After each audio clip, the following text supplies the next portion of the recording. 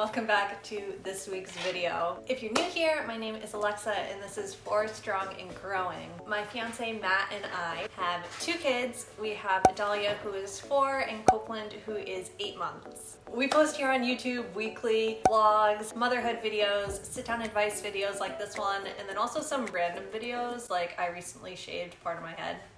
So if you're interested in that sort of thing, hit the red subscribe button. Is it still red? I think it's red, and then it turns gray. I don't even know. Please subscribe. Recently, my potty training video from a few months ago started getting a lot more views, and it definitely has the best interaction as far as you guys leaving comments and us having conversations, leaving tips and asking questions in the comment section. So I thought it'd be a good idea to make a part 2 since you guys found the first one really useful. If you haven't seen it, I'll leave a card for it up here, and I'll also link it in the description of this video. I'm assuming it's due to everyone being home because of COVID, so daycares are closed, no babysitters, everyone's social distancing, etc. So parents are on full potty training duty. If you want to see 5 more of my potty training tips, then just keep on watching. So my first tip is going back to rewards. I know I talked about rewards in my first potty training video, but I want to elaborate on it a little bit more because it's more complex than just giving a kid a treat. I talked mostly about what kind of treats to give your kid, so like food versus toys, stickers, etc. And now I want to talk more about where and how. So first I want to talk about where. If you're using food rewards, try keeping them in your bathroom. So you could leave them in a container up on the sink or on a stand across from the toilet, just anywhere where your kid can see them. It's going to keep their eye on the prize, and it's going to give them that extra piece of motivation. And I just wanted to throw in this little tip that I recently found out. If your kid is really insistent on some sort of candy, or if you're very desperate and you know that the best type of bribe that's going to work is candy, you can kind of trick your kid a little bit, because a healthier alternative to regular lollipops are xylitol lollipops. If you've never heard of them, xylitol is a natural sweetener, so there's no actual sugar in these lollipops. It's xylitol, which is a common ingredient in like child's training toothpaste. It tastes sweet, and it actually helps prevent cavities. Just to get really nerdy for a second,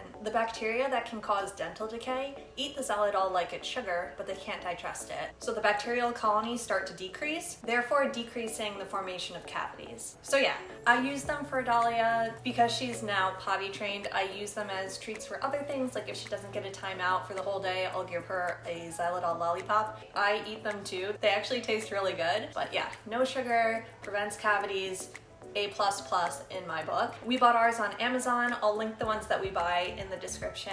Oh, just make sure you limit it to 1 lollipop per day because it can have some digestive side effects, if you know what I mean. So I know a lot of people talk about giving rewards, but no one exactly explains how and when to use the treats. So I'm gonna go more into detail, and I didn't fully explain that in my first video. The way that I think is most effective to use treats is to scaffold them. So in other words, start out by giving your kid a treat for simply the action of trying to go on the toilet, whether it was successful or not. And then once they can start doing that, start only giving a treat if they successfully go on the toilet. And then once they're good at that, start only giving a treat if they can do everything themselves, as far as like undressing themselves, going to the bathroom successfully, wiping themselves, getting themselves clean, redressing themselves, washing their hands, the whole shebang. And then start weaning it off. Maybe only give a treat every other time that they can successfully do that, and slowly decrease the amount of treats that you're giving so they don't expect it every time, and before you know it, you're not giving them any treats. That's how you do it when you're potty training a puppy. So when you're taking a puppy outside, you'll give them a treat every single time at first, and then you start giving it maybe every other time, and you slowly are decreasing just like that, and then before you know it, the dog is going outside to the bathroom and not expecting any treats for it. So that's essentially what you're doing to your kids. Not to make it seem like your kids are like dogs. It's the same sort of technique that you're using. My second tip is to use a potty song to help lighten the mood in the bathroom, but also keep their minds at the task on hand. So if you don't know, you can search on YouTube, and so many people have songs that your kid can listen to and watch a little video as they're on the toilet about going potty. Sesame Street has one, PBS, Pink Fong, Coco Melon, like all the big kids YouTube channels. I'll link a few in the description for you. Using a song can be helpful to kind of keep keep them,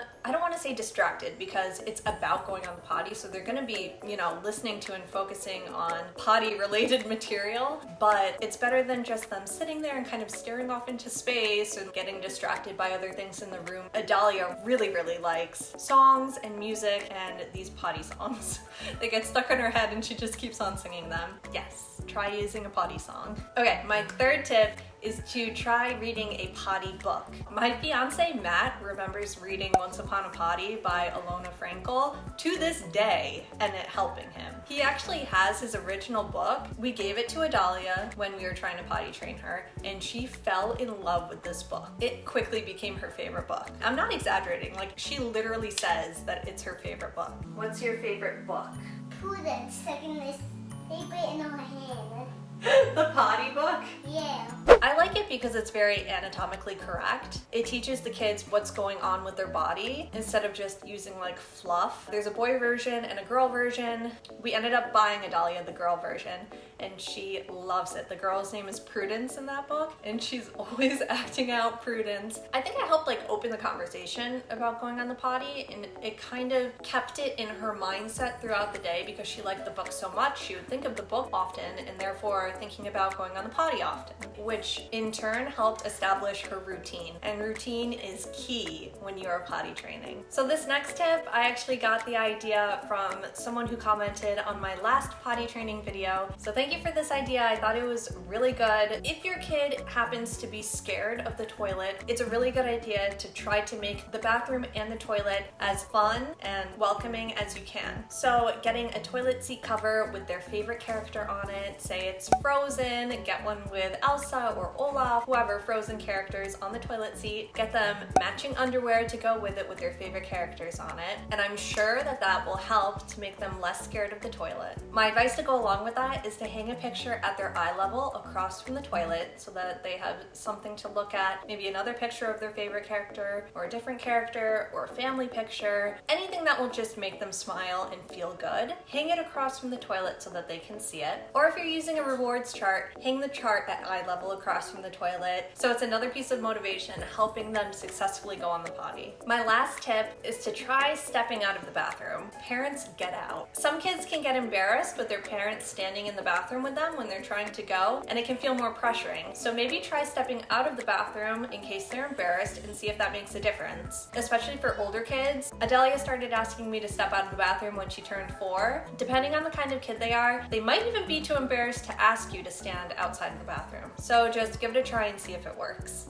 Okay guys, those are my 5 potty training tips. I really hope you enjoyed. I really hope that they can be useful to you guys. Remember that routine is really important to literally everyone, but especially kids. So set timers on your phone if you need to and be persistent day after day. And also don't be discouraged by these videos that I see popping up on YouTube about I potty trained my kid in 3 days. I watched a good amount of these videos and no one actually ever successfully did it. Every time I watch one of those videos, it never works. If it can be done, good for you guys, but I don't think it's for everyone. I don't think it's going to work for every kid. It definitely didn't work for me and Adalia. So take it day by day and remember that some days are going to be better than others. It's not like a steady incline up. It's more like a little bit up, a little bit down, but the general trend is up. Okay guys, thank you so much for watching. I really hope that these tips can be helpful to you. Let me know in the comments if you have any more. Don't forget to watch part 1 of my potty training tips,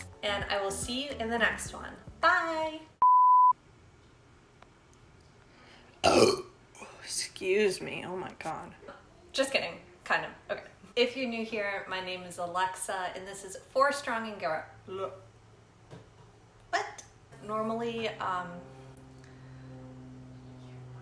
what else did I want to say? Teach their kids to go on the bathroom. The potty. Potty. So I'm Adalia. I want to tell you about Frozen.